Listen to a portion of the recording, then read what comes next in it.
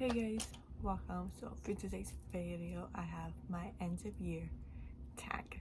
So all the questions here: any book you started this year that you still need to finish? Yes, I have 3 right now. So first up, I have Do Your Worst by Rosie Dan. So essentially, this one you have Riley is a curse breaker, quote unquote, and then Clark does something with architect. So there's that. It's kind of like a fantasy esque because Clark has some type of curse going on around him. So that's the first one. Okay, the second one is Kingdom of the Curse by Karen Maniscalco. This one has taken a bit because I got spoiled on the third book. And once you get spoiled on the third book, why do you really need to read the whole series? Is my thing. But in this one, I can't talk much about it. So in the first book, we have 2 sisters, one brutal murder, a quest for vengeance that will unleash hell itself, and an intoxicating romance. So in the first book, we meet Amelia and Victoria, and Victoria misses her dinner service, which Amelia, her twin sister, ends up finding the body and decides to seek help. When Amelia meets Wrath, he is one of the Wickeds, obviously, one of the princes. You learn a lot about him. You learn a lot about Wrath and Amelia, and you see who is the one who killed her sister. So there's this one. And next we have Wiggly Yours by Jennifer Chipman. So here, this is the second book in the Witches of Pleasant Cove. The first one is Spookly Yours, which I did enjoy and would recommend. So in this one we have so Be My Bride. After being attacked by demons, I never expected to discover the man that I'd be seeing was the crown prince of the demon realm. When he proposes to we married to keep me safe, I agreed, not realizing how much I would be so much more than just his wife. I would be his queen. When the fates foretold was sit by his side, but to secure his rule, his throne, he needs a hire. But I spent every night in his bed, and I can't help wonder whether the fates have been right in pairing us together. What if we're something more? So in this one, I believe we have Luna and Zane. So Luna is sisters, the one in the first book. I don't remember her name. Really do want to finish those 3 before the end of the year. Is there an autumnal book to transition to the end of the year? Yeah, so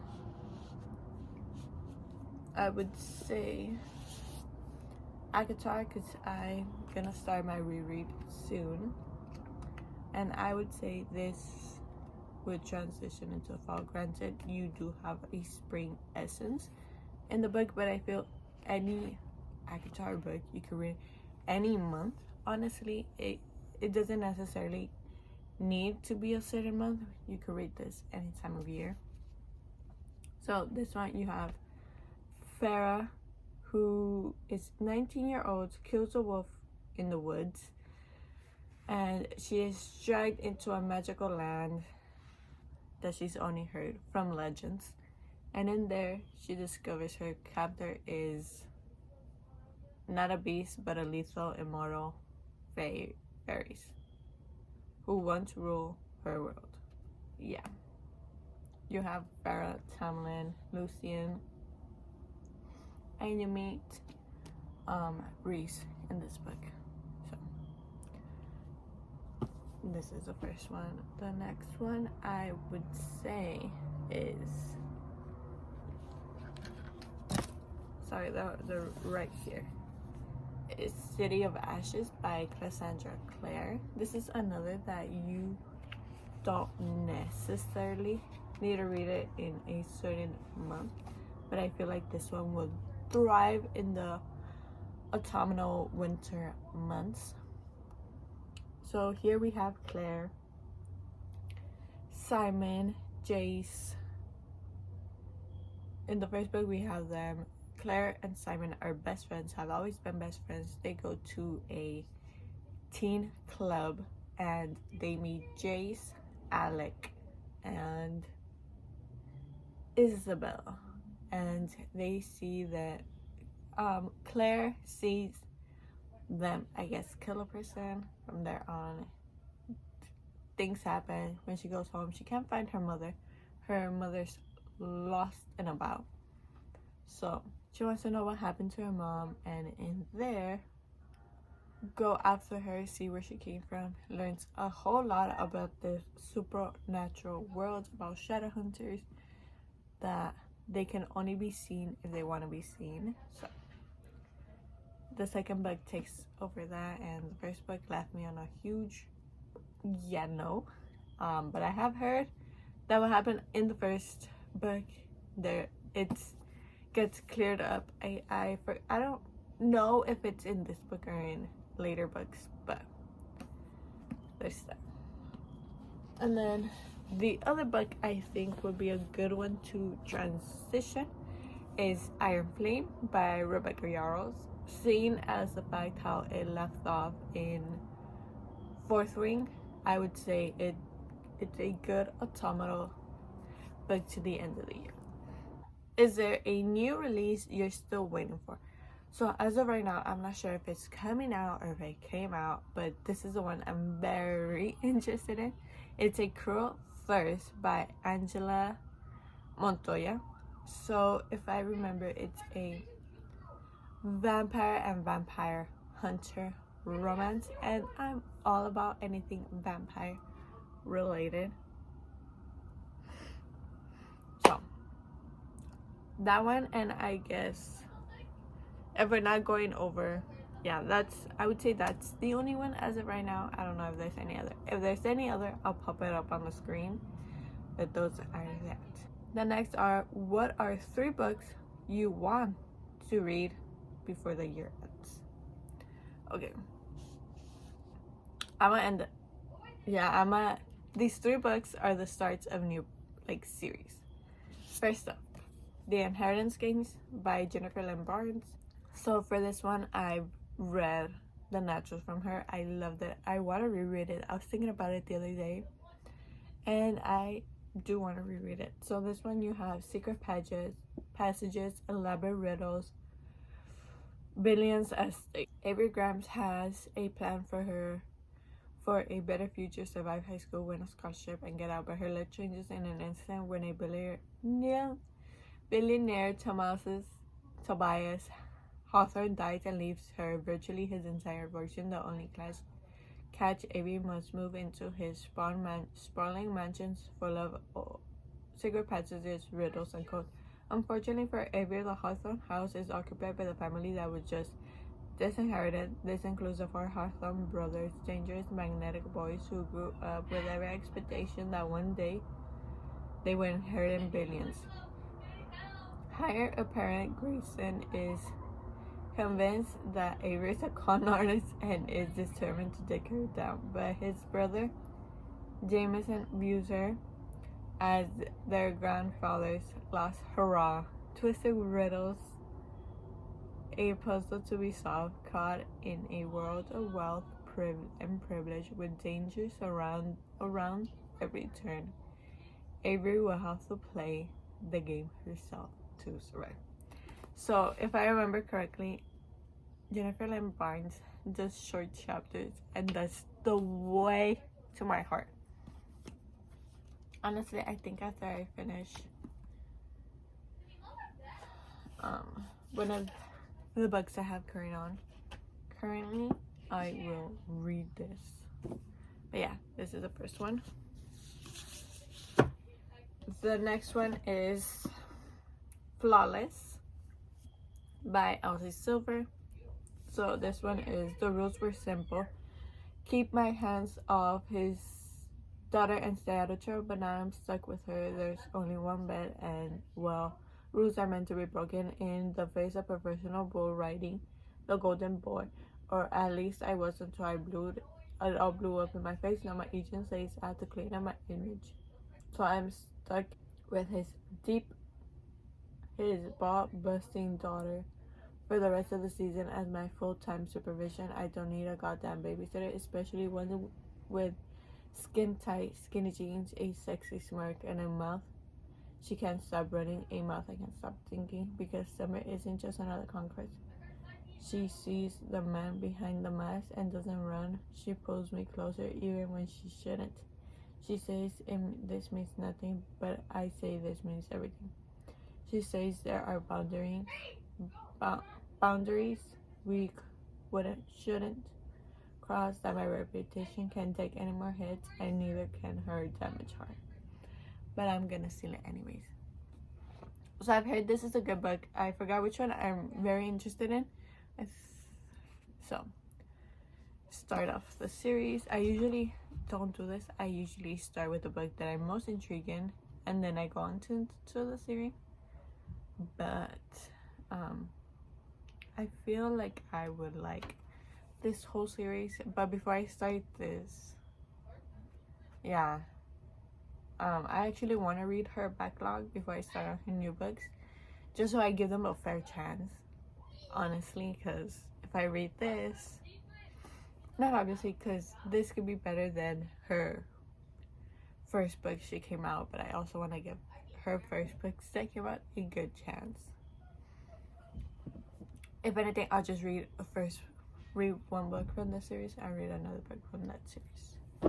So, lastly, we have The Graham Effect by Elle Kennedy, and this is the first book in, I forgot what series this is, the Campus Diaries books. So I want to read this because there's already 2 books out, and I want to read it before the 3rd book comes out. But in this one we have Garrett Graham's and Hannah Wells' daughter, Gigi Graham. So she is in the hockey team, so she took after her father. So here we have Gigi Graham has exactly 3 goals: qualify for the women's national hockey team, win an Olympic gold, and step out of her famous dad's shadow. So far good, except 2 things. Fine, a little thing and a big grumpy thing. She needs to improve her game behind the net, and she needs help from Luke Ryder.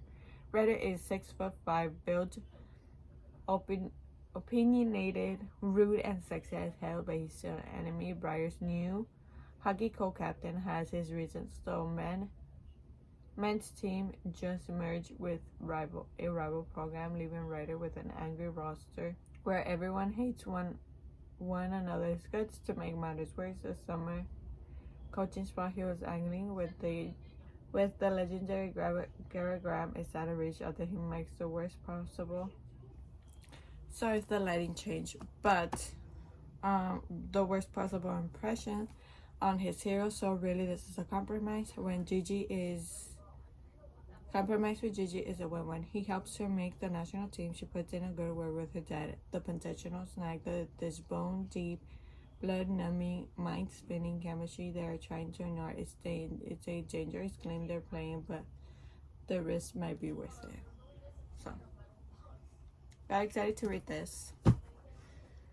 I have started, but I have yet to finish. So, have you started making reading plans for 2025? Yes and no. I've started thoughts on what my goal is gonna be and how much I want to read, either per month or per week, most likely per month, but I have started. Books that made me cry / tear up. I hardly cry in books. Sorry, Santa Claus. But the 2 books were Daydream by Hannah Grace. Here we have Henry and Hallie. Hallie is a people pleaser. Henry has a hard time communicating what his needs are. So this one triggers. This one has a lot of, I would say, not being. Yes, this one. Yes, I teared up a bit. Wisteria by Adelaide Grace. This one towards the end, when you find out something and you see them all scrabbling trying to save that person, and tears up. I teared up quite a bit. I teared up, I'll say that, and I'll be back about that. But the other book I cried on was Yours Truly by Abby Jimenez. You have Brianna and Justin, and you see how both struggle with their own things. Brianna is struggling with her divorce, and Justin struggles with social anxiety, and you see them help each other on it. I did enjoy them, and I did cry, yes.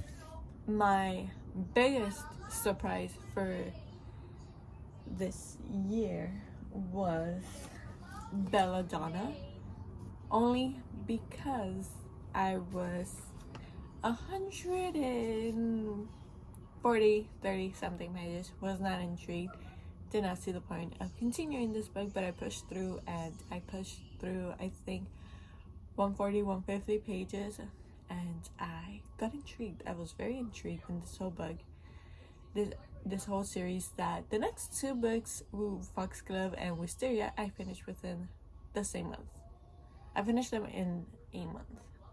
I did enjoy this book. I loved it so much. So here we have Signa, Death, and Silas. So Signa, for as long as you know, she has always been able to see Death. Death has always followed her around or been near her when how do you call it? So she blames Death for every loved one she has lost. She blames him, saying, why did you take them? You didn't need to take them. And she gets her recent guardian has passed, and next guardian is Mr. Elliot Thorne. Yeah, Elliot. So she goes to Throne Grove. There she meets Perry, Blythe, and Elliot, who is her uncle. Perry and Blythe are her cousins. She has to solve the mystery of someone who is targeting the family. Essentially, they're trying to kill off someone, and they're trying to kill off her whole lineage, her whole family line. So in there, Blythe is sick. She is in her deathbed, but she has to figure out who caused this illness on her cousin, because from the list of it looks to be the same illness her aunt died, and from what they taught her that her aunt died of, and she's trying to find cures for it. She tries to find cures, and you see that she's trying to unravel who did it, why they did it, and were they able to get away with it. That was my biggest surprise and my favorite surprise so far. Next are my biggest disappointments. I have 3 of the 3 in this thing. So first up, Twisted Love by Ana Juan. I think it's The King of Pride and all that series. I read that first before I could read any of the Twisted series. So decided to give Twisted Love a try. Not for me. Did not like it. Did not like the male lead at all. When I say at all. And the fact that Ava forgave him so fucking easily. It's like, granted, it might not have been easily. A year with, again, a guy who's following you around. That would have been creepy as hell. Besides from that, from the beginning of the book, you see that Alex takes a ownership over Ava, stating, I may not like her, may not have any emotional attachment to her, but she is mine and will be. Do not like that whatsoever. Did not like it. Ava's, I want him to do this, and this with me if he's able to do them with this person. No, I did not like it. That was a 3-star. That's the highest rating I'll ever give that book. So there's that. That's all I'm saying. Did not like it, did not enjoy it, would not reread it again. Next book, and this is one of my biggest disappointments, which is Queen of Myth and Monster by Scarlett Sinclair. Granted, I did know that this had some smut in it. I don't mind it. Fantasy romance, by all means. So here we have Isildur and Adrian. Adrian is a vampire. Isildur is the princess of I forgot what land, but now she's a princess of I forgot what land he's from. Did not like it because there is a trope here that I dislike the most, and Granted, he does give her her place, but in the first book, he gives her her place, like sees her flourish in it. But in this one, it's like, what happened? Like, what happened to there? What's going on? Like, why are you doing this?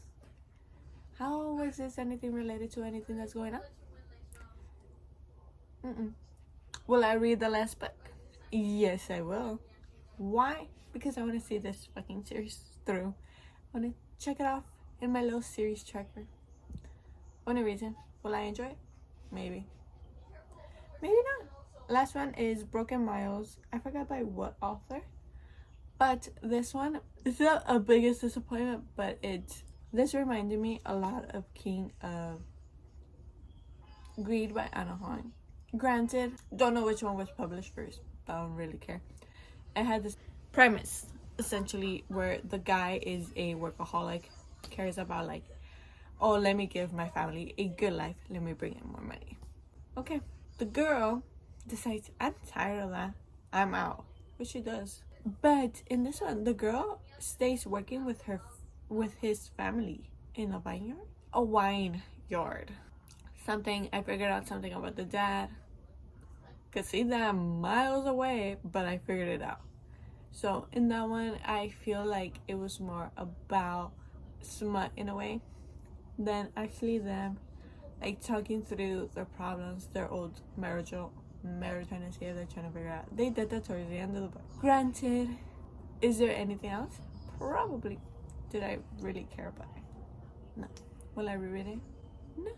New favorite characters. So we have Wrath from Kingdom of the Curse or Kingdom of the Wicked, whichever one you want to do.